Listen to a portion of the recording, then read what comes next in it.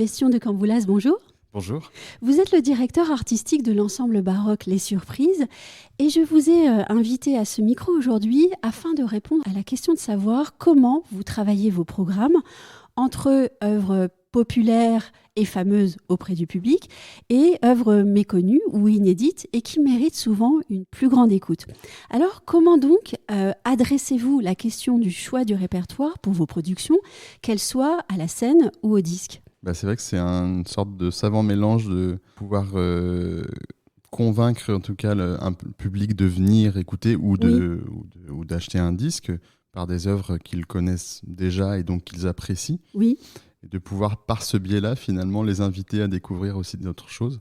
Parce que je pense que finalement c'est la même chose pour beaucoup d'art ou presque dans plein de choses dans la vie. En effet, on est souvent d'abord attiré par ce qu'on connaît et après, on peut se laisser en tout cas un peu de chance pour découvrir des nouvelles choses. Et c'est vrai qu'en musique, finalement, on connaît, alors en musique baroque, mais dans un peu toutes sortes de musique, on connaît souvent qu'une petite partie de tout ce qui a été écrit, parce que c'est évidemment énorme, toute la musique qui existe depuis des siècles et des siècles. Et je trouve ça intéressant. C'est vrai qu'avec l'ensemble Les Surprises, depuis très longtemps, moi je l'ai voulu justement depuis le début. Ça fait une dizaine d'années qu'on existe. Je voulais vraiment œuvrer pour redécouvrir du répertoire. Et puis, justement, en faisant ce travail un petit peu archéologique, on pourrait dire, on se rend compte qu'il y a énormément de choses à redécouvrir et de la très belle musique qui, on ne sait pas pourquoi forcément, est un peu tombée dans l'oubli. Oui, et c'est important ce que vous venez de dire. Parfois, on se demande vraiment pourquoi on ne le connaît pas davantage.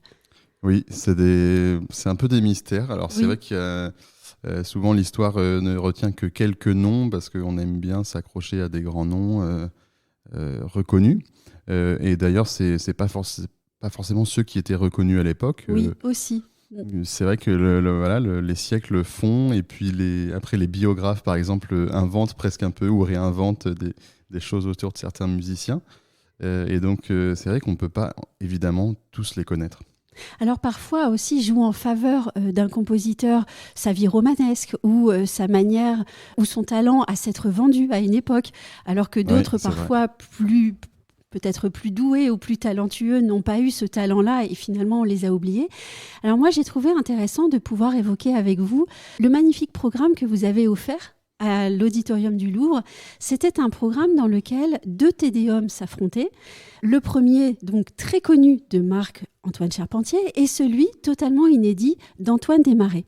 Avant de parler de ces deux œuvres, qui, je dois le dire, ont charmé à part égale le public, puisque j'étais présente au concert, peut-être pourriez-vous rappeler à nos auditeurs en quelques mots qui est Marc-Antoine Charpentier et qui est Henri Desmarets. Donc ce sont deux compositeurs à peu près de la même période, de la fin du XVIIe siècle et début du XVIIIe siècle en France.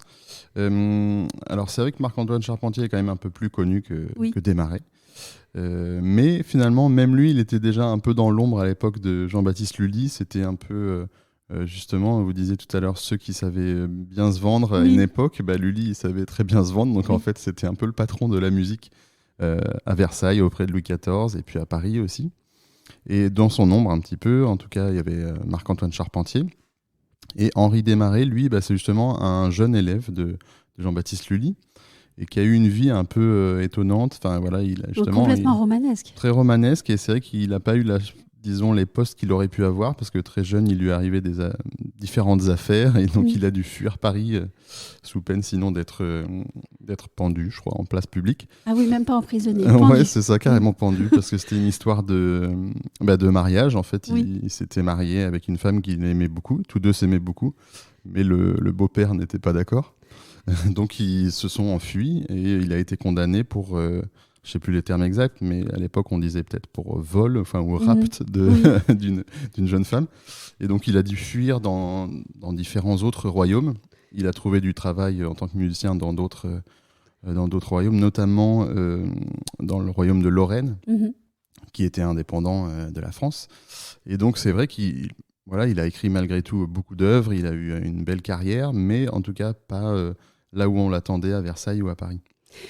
C'est quand même aussi un bon exemple, puisque vous disiez, finalement, Marc-Antoine Charpentier, à son époque non plus, n'était pas aussi reconnu que Lully.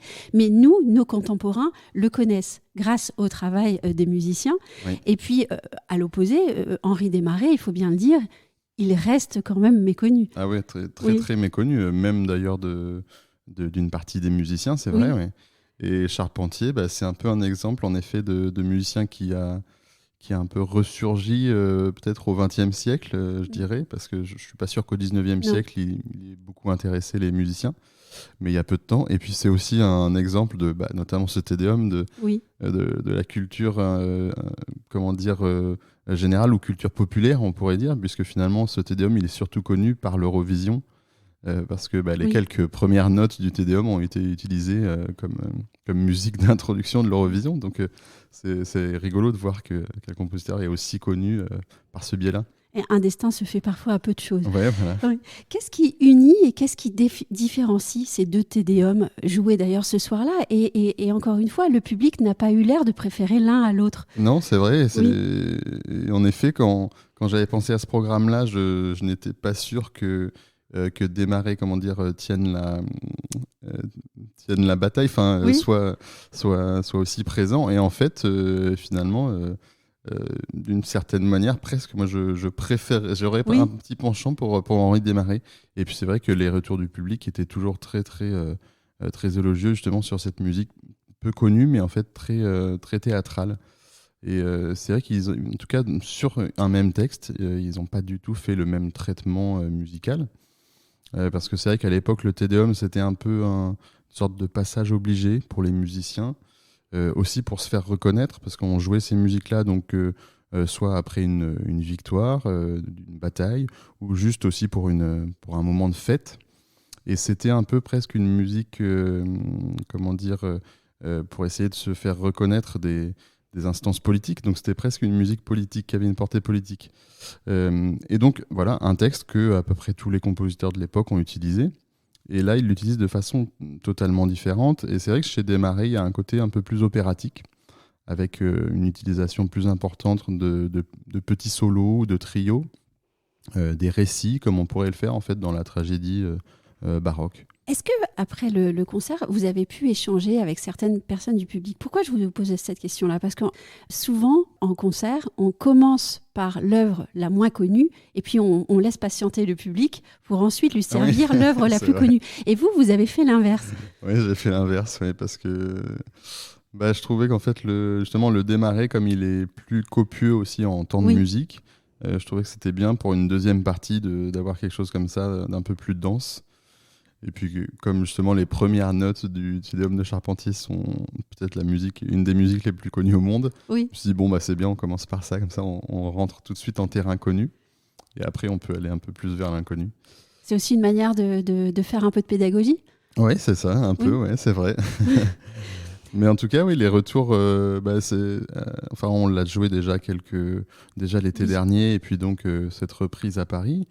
Et les retours étaient toujours assez agréables et très agréablement surpris de cette musique d'Henri Desmarais que très peu de gens connaissaient dans le public avant de venir à ce concert. Je crois que je peux me permettre de le dire, souvent le public qu'on a réussi à faire venir dans la salle et qu'on a réussi à faire entendre autre chose est souvent très heureux de la découverte.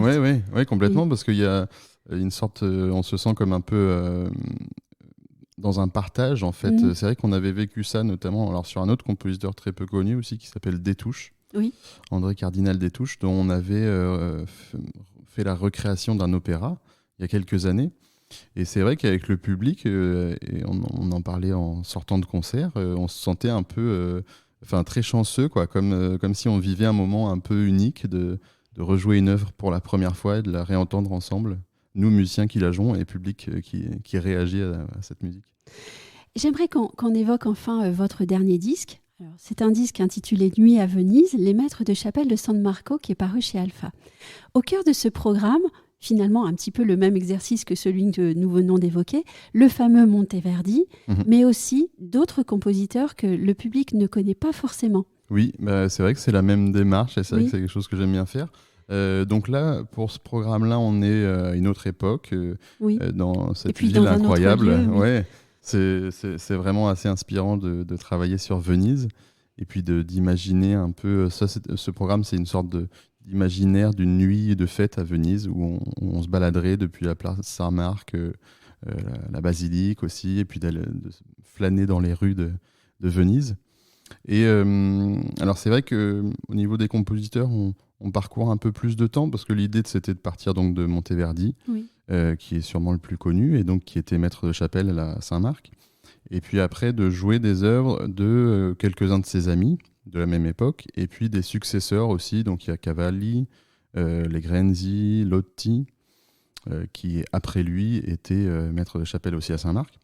Et puis dans ses amis, je dis amis après. Oui. J'imagine qu'ils étaient amis, mais en tout cas collègues musiciens. Il y en a un qui s'appelle Grandi. Quand même. Peut-être rivaux, ouais. En tout cas, par exemple, voilà, ça c'est un bon exemple. C'est Alessandro Grandi, qui est très peu connu aujourd'hui. Et il nous reste pourtant beaucoup d'œuvres, mais elles sont très peu jouées, très peu enregistrées, et même peu éditées. En fait, on a les éditions d'époque, mais voilà, en tout cas, elles sont peu souvent faites. Et je trouve que la musique est vraiment magnifique. Et c'est vrai que c'est quelqu'un justement qui était pas dans l'ombre, mais en tout cas qui a travaillé avec Monteverdi, mais qui n'était pas maître de chapelle, qui était simplement son assistant. Et c'est le bon exemple, je trouve, de musicien qui n'est pas vraiment passé à la postérité, mais qui écrivait, qui avait une science en tout cas d'écriture musicale très intéressante. Est-ce que je peux dire aussi que c'est un disque qui permet finalement de mieux connaître aussi le personnage du maître de chapelle, qui est un personnage très important en musique? Oui, c'est vrai. Et puis, y a de ça, en effet, c'est cette posture un petit peu de maître de chapelle. Et ce que je trouvais intéressant, c'était de montrer que tous ces musiciens-là, ils étaient maîtres de chapelle à Venise, mais en fait, en même temps, ils écrivaient de la musique profane. Et donc, il y avait il y avait vraiment des passerelles directes entre les différents mondes, parce que Venise, c'était aussi une ville de fête, évidemment. Et donc, en fait, ce sont les premiers à avoir inventé l'opéra aussi. Donc, que ça soit dans la musique sacrée ou dans la musique profane, il y avait un même travail autour de la théâtralité. Aussi un travail de contraste entre l'intime, des choses plus personnelles, et puis une musique plus grandiose aussi, avec ce contraste-là. Oui, complètement, oui, parce que c'est vrai qu'il y a des musiques vraiment qu'on imagine un petit peu servir pour des processions, par exemple, qui sont de la musique très impressionnante. Et puis en effet, il y a des choses, des petits duos ou petits trios, je mets petit entre guillemets, parce que la musique est splendide et très suave, très très impressionnante, mais dans l'intimité. Ouais. Le tout pour commémorer un lieu qui est absolument magique pour la musique, qui est celui créé à la chapelle de Saint-Marc. Ah, c'est ça, à Venise. Pour la musique et pour les arts, je dirais en général, parce que cette ville est assez impressionnante pour ça. Oui. Un grand merci à vous. Avec plaisir, merci beaucoup.